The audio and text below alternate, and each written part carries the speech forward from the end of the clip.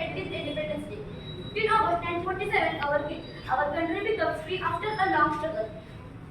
Thousands of freedom fighters who sacrificed their lives so that we could live free and independent nation. We remember and salute their courage, dedication, love for our motherland. Independence is just not about freedom from foreign rules. It is also being responsible citizens. We respect of our constitution by following rules, protecting environment, helping others, and working hard with honesty. India is land of unity in diversity. We speak different languages, follow different cultures, celebrate different festivals, and proudly say we are Indian first. This unity is our best strength. As students, we are the future of our country. Let's promise to study sincerely, keep our surroundings clean, and contribute to making India smarter and stronger and more purpose. Always remember, India is our nation and independence is our identity. Thank you. पूर्वी आपल्या भारत देशावर इंग्रजांचे राज्य होते.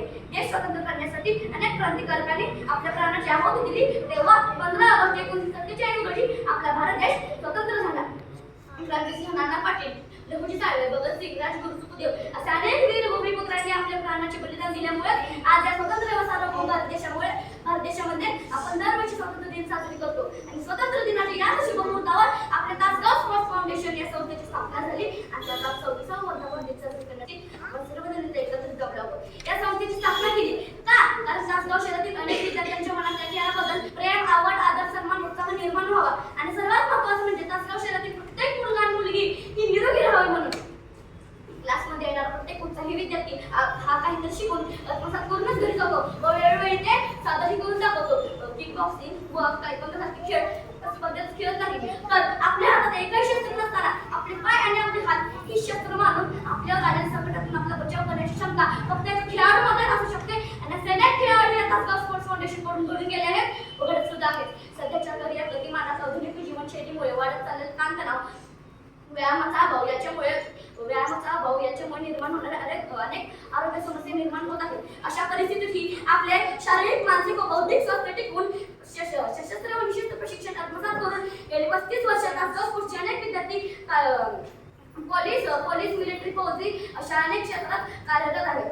इथे फक्त आपण व्यायामच नाही तर अनेक महापुरुषांची जयंती सुद्धा साजरी करतो जेणेकरून मुलांना महापुरुषांबद्दल प्रेरणा मिळेल. इथे शिक्षणाच्या आधारे अनेक खेळाडू स्पर्धा खेळून आपले यश प्राप्त करतात व आपले व या क्लासचे नावलौकिक सतत करत असतात. खेळाचे नावलौकिक करत असतात. आजकालच्या मुलींसाठी शिक्षणापेक्षा जास्त महत्त्वाचे आहे ते म्हणजे व्यायाम. शिकू आपण नंतरच पण पहिल्यांदा आपल्याला आपले संरक्षण करता आले पाहिजे. आजकाल एखादी मुलगी जर काही कुठे जात असेल तर तिला अवश्य भीती वाटते, परंतु जर का तीच विद्यार्थी खेळाडू असेल तर तिला मुळीच भीती वाटत नाही. कारण तिला माहित असते आपल्याला कोणी त्रास द्यायचा प्रयत्न केला तर आपण त्याला त्याची जागा दाखवून देऊ शकतो. आणि हा आत्मविश्वास तिच्यामध्ये असतो, ही धाडस तिच्यामध्ये असते. ते म्हणजे इथं खेळलेले अनेक कला क्रीडा सादर केल्याने आणि अनेक स्पर्धा खेळल्याने. शेवटी मला एवढंच म्हणायचं आहे की तासगाव स्पोर्ट्स फाउंडेशन ही संस्था स्थापन केलेले आणि ही संस्था आतापर्यंत टिकवून ठेवणारे ग्रँड मास्टर, संस्थापक अध्यक्ष, व्यायाम विशारद, व्यायाम पारंगत, विश्वविक्रमवीर श्री सूर्यकांत देवकर सरांमुळे आणि याच परंपरेचा वारसा चालवणारे सध्याचे मुख्य प्रशिक्षक, राष्ट्रीय खेळाडू, तायक्वांदो ब्लॅक बेल्ट, सिलंबक referee, fighter Shri Suyash Suryakant Devkar sir. दादा मला एवढंच सांगायचं आहे की आजकालच्या आधुनिक काळामध्ये शिकणे हा नंतर जबाब राहिला. सर्वात पहिल्यांदा आपल्याला आपले संरक्षण करता आले पाहिजे. हीच काळाची गरज आहे, आधुनिक काळाची हीच गरज आहे. आणि ह्याचेच प्रशिक्षण घेण्यासाठी आपण सर्वजण इथे रोज जमतो व काहीतरी शिकूनच घरी जात असतो. आता मी एवढंच सांगेन की व्यायाम करा. व्यायामामुळे आपले शरीर निरोगी राहते. निरोगी शरीर घेऊन जगण्यापेक्षा निरोगी शरीर घेऊन जगणे श्रेष्ठ आहे. व्यायामामुळे तुम्हाला एका हॉस्पिटलची पायरी चढावी लागणार नाही. धन्यवाद. जय